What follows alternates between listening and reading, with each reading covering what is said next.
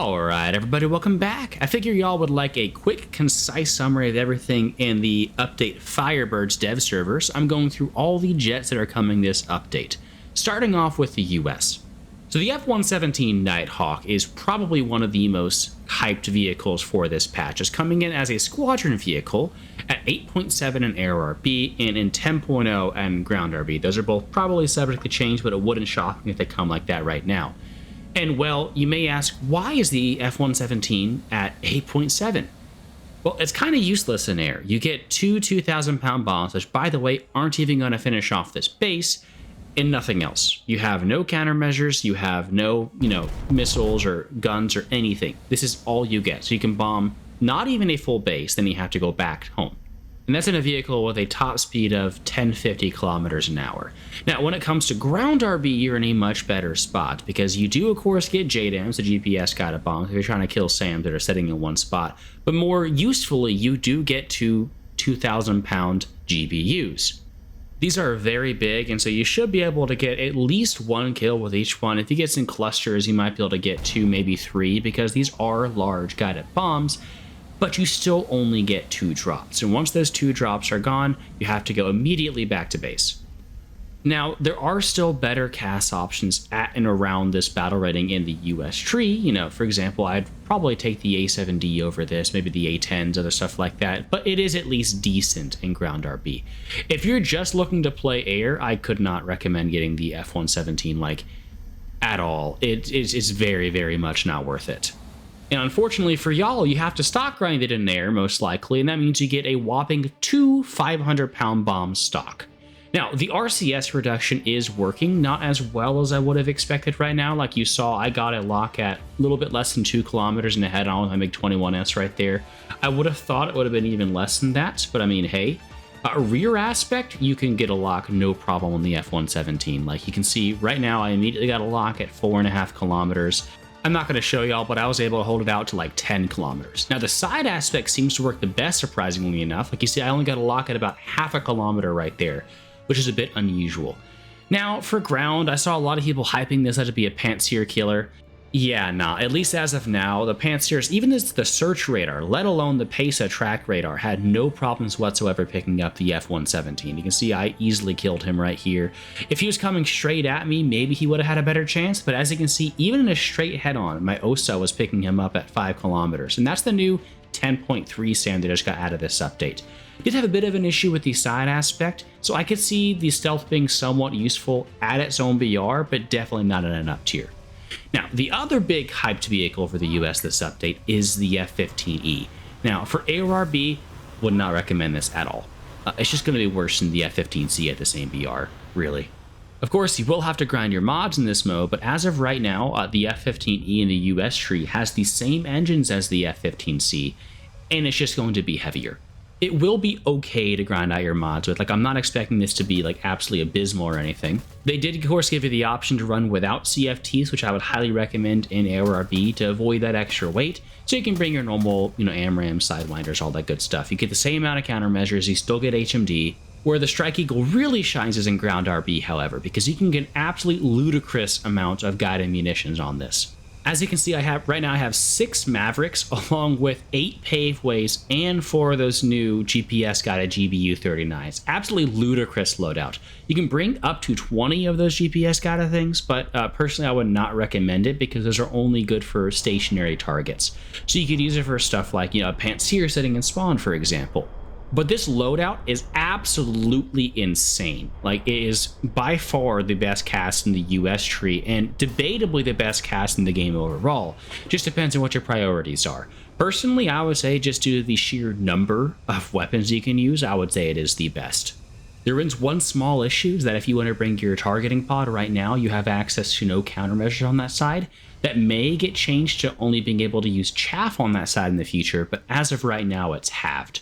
120 countermeasures is still typically more than enough for any sortie, really. Oh, and I forgot to mention that along with all those weapons, you can still carry 2 AMRAMs and 2 Sidewinders. Coming up next for the Russians, we have the Su-34, which as you can see gets a lot of loadout options. One interesting thing for air-to-air specifically is you are actually able to take 6 R-27 ETs on this thing, which is pretty cool. You can either do that or 8 R-77s, and the outer pylons, of course, can only do, the R-73. Afterburners have been updated, but as you can see, the Su-34 has some very special blue afterburners now, which look absolutely incredible.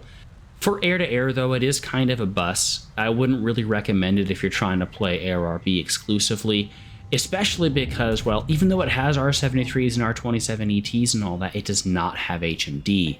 Combine that with the fact that, well, like I said, it is kind of a bit of a brick, and you don't exactly have the best recipe for ARB. I could totally see some people, catching people off guard with the 6 R-27 ETs, or even just, using the R-77s, because this thing does have a very good radar. It is the first vehicle to have a PESA radar in the game, as a matter of fact. At least for planes, because, ground already had it. But like with basically every other jet this patch, it's definitely focused on ground RB. Here's the sensor view for that radar that I was telling y'all about. You can see already off the bat it has a much faster track rate than the flankers. Previously, only the Yak-141 and the MiG-29 SMT had good radars. This is a very, very nice change of pace. So, of course, the Su-34 was never intended to be an air superiority fighter. This is very much a CAS aircraft. And I was going to show you all the KH-38s, but of course, basically all of y'all have already seen those. You know exactly how they're going to perform, just how effective they are, right? And this can carry 6 of the KH-38s. But it also gets 6 of these new Grom-1, and I believe these are the first of these incredibly long-range missiles that we're getting in the game. So you can see right here, I'm rippling all these off after having just taken off of the airfield just a couple minutes ago on an EC match. I don't know if you saw, but these have up to 120 kilometer range, at least according to the stat card. People have tested them and they have gotten more than 100 kilometer range in game. Now, there is one caveat to that. The only way you can actually get that kind of range out of these right now is if you're specifically using them on bombing target points. Because Gaijin doesn't have sight stabilized outside of 20 kilometers. So if you're trying to use these in ground RB against like a Panzer, for example, well, wouldn't be a Panzer, they'd be on your team, but a Florakrad, let's say, you won't be able to. It won't be able to lock on from that far away. What happens instead is the GPS locks the position in the sky above it, it flies to that spot, and it just kind of bobs and weaves all over the place and doesn't actually hit the target. And in case you were wondering, yes, as you can see, all of my Groms did actually hit the targeting bases. This is the furthest one away at the corner of the map. And you can see that ludicrous ACM as well in the background. Next up is the Tornado GR4 for the Brits, which is their first attack tornado to have AIM-9Ms, and it also actually gets HMD, which is going to help you a little bit when it comes to trying to spade this thing in ARB. Now, of course, the big benefit, like with everything else in this update for these new planes, is its CAS loadout, which is absolutely amazing. Now, as it is a worse airframe than both the F-15E and the Su-34, personally, I would still say this doesn't have as good of a place for CAS as the others, but you do at least get, of course, your PGM 2000s under the wings, along with several other options, which I'm going to flash on screen for y'all right now to see.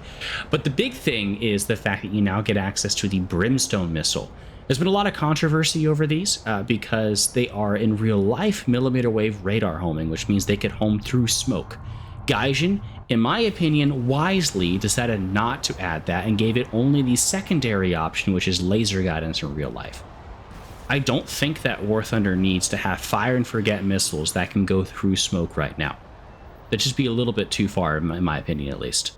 But this means you can get access to, of course, 2 of the PGMs, 9 Brimstones, and a Paveway, at least with the current loadouts, which is a very respectable loadout for ground RB. They also increase the Tornado's countermeasure load now, so depending on what you do, you can get up to 700 or more countermeasures. Next up, we have the F-15I, which is an F-15E for Israel, but in this case, Gaijin couldn't gimp the engines because Israel only ever got the 229s instead of the 2220 engines. So this thing has some absolutely ludicrous speed, as you can see in the background. Now, heads up, this is almost certainly going to change before it comes to live because it is overperforming right now according to the manual, but if it doesn't, this thing is going to absolutely blow everything else out of the water in-game. I was breaking Mach 2 incredibly easily, and this also gives your AMRAMs lots of speed to work with as well. You also get more countermeasures in the US one at 360, and really, the only thing that is a downside for this is the fact that it doesn't get Mavericks. As always, I hope you enjoyed the video. If you did, let me know in the comments down below. What are y'all looking forward to? I'll see y'all next time, so peace, y'all.